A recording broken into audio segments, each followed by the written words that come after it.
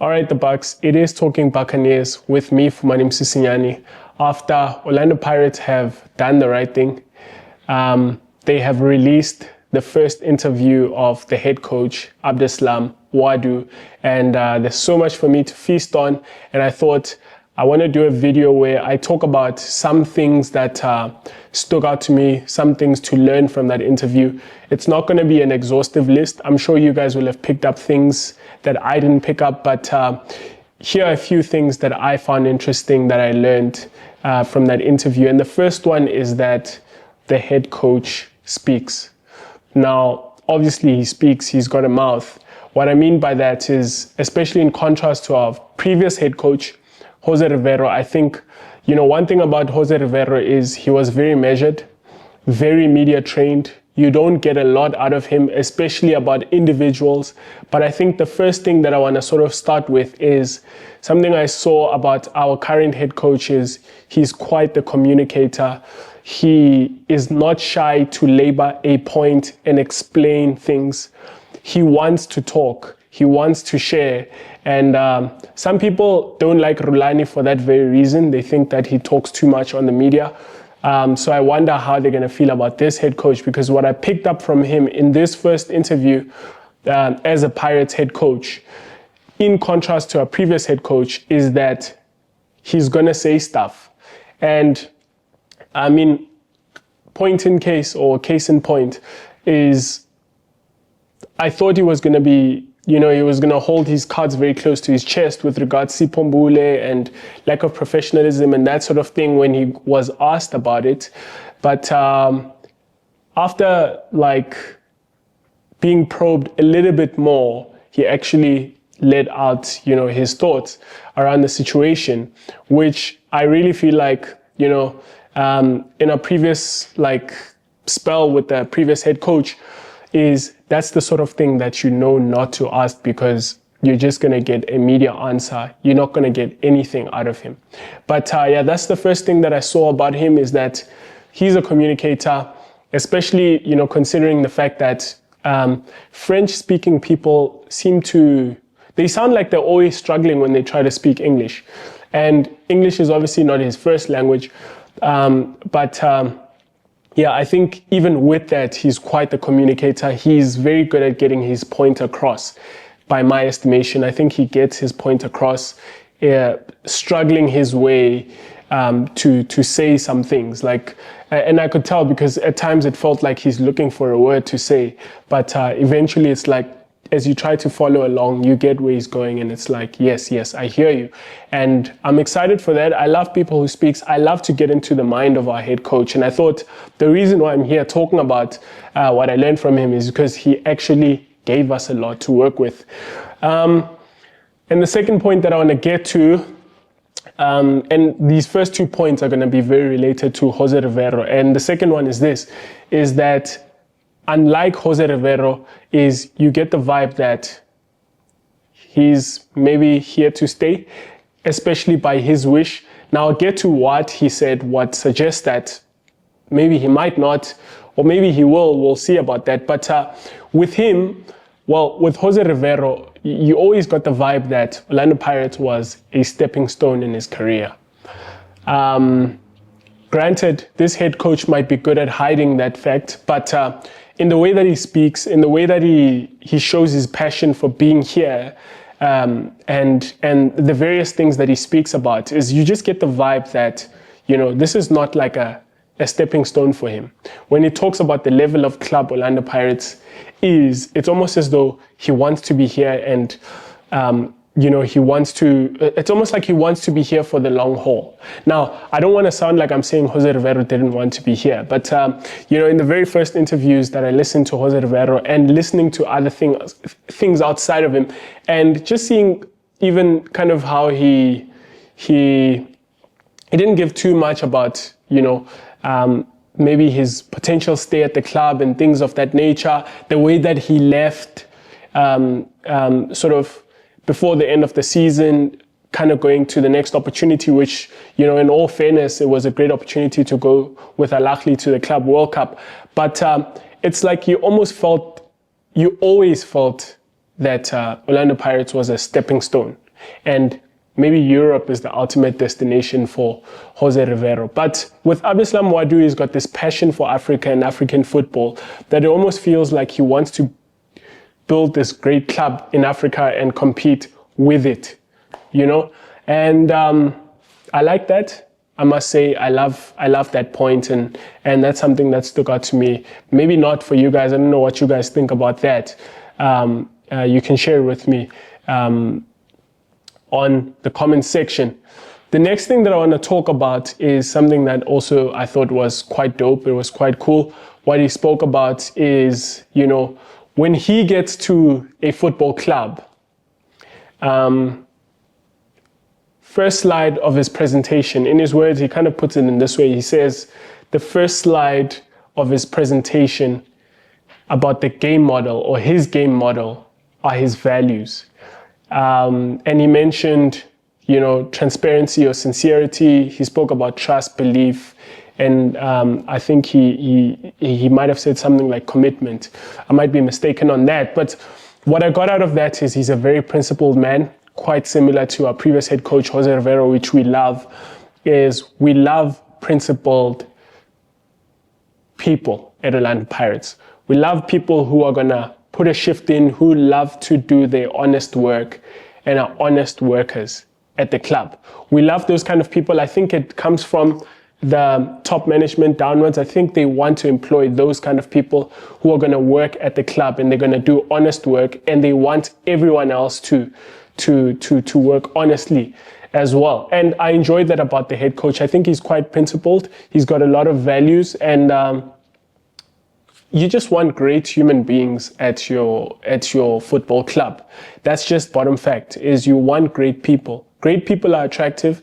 They are fun to listen to. You enjoy, you get motivated, you get inspired for your own self, for your own life. And it's going to be great because this is the head coach we're going to be listening to for the rest of the season if he does well. And he's going to be the person who's going to sort of be the figurehead for the 35 men in black of Orlando Pirates, the players and the staff, and as you want a leader who's going to inspire to kind of create this to create this sense of, or not the sense, but this group of amazing people who are going to operate from, drawing from the well of being people who are functioning well in society and having that pour onto how they perform on the pitch. Their performances are very linked to their lives, and you want them to flourish in life so that they can spill that onto the pitch. And I love it when the figurehead himself kind of gives you that vibe, and it kind of seeps into his players and his staff. And I enjoy that. I thought it's something that I picked up about him is, he spoke about how family is a huge foundation, and he wants those core principles that he mentioned to be the foundation of now we can go and talk about football, And yeah, I love that very fact. But I also loved just how much of a football person he sounded like. The kind of like him talking about whether, how educated the players are at Orlando Pirates. Well, not Orlando Pirates, but in South Africa. But I think he also mentioned in Orlando Pirates. I think he actually made that point with regards to Orlando Pirates players, where he says when he starts to kind of talk about his game model, his his the way that he sees the game. How do we defend? How do we attack? What do we do on transitions defensively? What do we do on offensive transitions? Quite how educated the players are. The way he spoke about the competencies of the staff that is already at Orlando Pirates. And in that point, he spoke about how he mentioned how he's not bringing his people, but he trusts in the competencies of the people that already are at Orlando Pirates. And I might want to push back on that, but I'm not going to do it now. But he sounds very much like a football person. He spoke about how he wants to improve Orlando Pirates on defensive transitions, which was an interesting thing for me. And it's specifically because I wonder if he wants to improve us on, he mentioned the fact that he loves positional football. He loves dominating games and that sort of thing. I wonder if by defensive transitions, he's referring to the fact that he wants us to defend on the ball, because, that's just kind of how the game is going with what we call modern football and that sort of thing. There's this term that we speak about, which is rest defense, which in simple terms is to say that the best way to defend is to be on the ball. So the more on the ball you are, the less defending you have to be. And so it's to have this structure, this organization when you have the ball to prevent against transitions, offensive transitions of the opposition. So you're already planning for how to defend the opposition while you're on the ball and you have this organization and that sort of thing. So I wonder, that's going to be interesting to watch over preseason, how he kind of implements these ideas, his model, what he calls it, his game model, how we're going to impose our game when we attack, how do we break down teams, that sort of thing. How do we defend when the opposition have the ball? How do we organize ourselves? Are we hunting for it in the final third? Are we trying to kind of press high? Are we having this mid block where we engage, the opposition in the middle? Are we defending low block? That sort of thing. It's going to be interesting to see as well in preseason. And he talks about transitions as well, which is great. So he sounds like he's a football person, and of course he is, right? Otherwise, he wouldn't be the head coach of Orlando Pirates. I just love that, as kind of hearing him suggest here and there the football stuff, because in as much as we want an incredible human being at our club, is we also want him to be a great football mind, because that's how we're going to win trophies. And so I'm going to be looking forward to kind of seeing that. And maybe also having mentioned the fact that he wouldn't be at Orlando Pirates if he wasn't a football mind, I want to touch on what he said also, which is another thing that I learned when he said, you're not going to be at Orlando Pirates if you're not wanting to win games. And, in that very point, I quite enjoyed that point as well, because, he spoke of the fact that Orlando Pirates is at the end of this 5-year period. And I thought that was quite interesting to me. And it's something that some of us have spoken about on these platforms, where we've spoken about sometimes, getting a lot of pushback from supporters. What some of us have said, a lot of people have said this, that Pirates is at the end of a period. It's at the end of a phase where it's like, we've done the building towards something now. We are now at the point where we need a head coach who's going to take us to success. He's no longer judged on, is he going to kind of place this foundation for what, all of that stuff where it's like setting up a structure for the club and that sort of thing. We've got a structure, and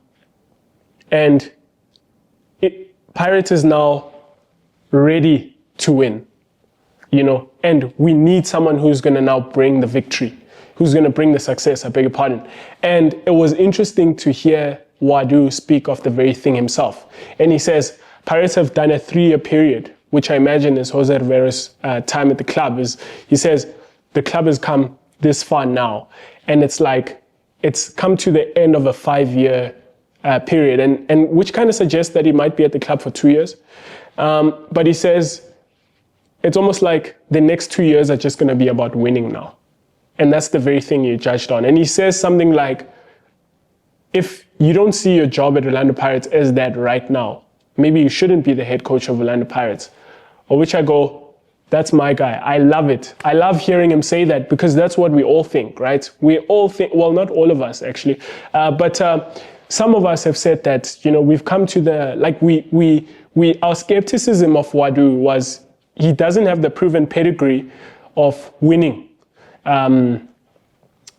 which is, I'm going to touch on something that he said as sort of a pushback, but he doesn't have the proven pedigree of winning. And so is he the right guy to win? And that has kind of been our pushback. And what he spoke about is the fact that he's not sure about like whether you want to get a competent person or you want to get proven pedigree. And my pushback to him is, yes, you want an experienced person, but you want the experienced person with winning as well. So you want an experienced, competent person at the club. And that's my only pushback to his interview.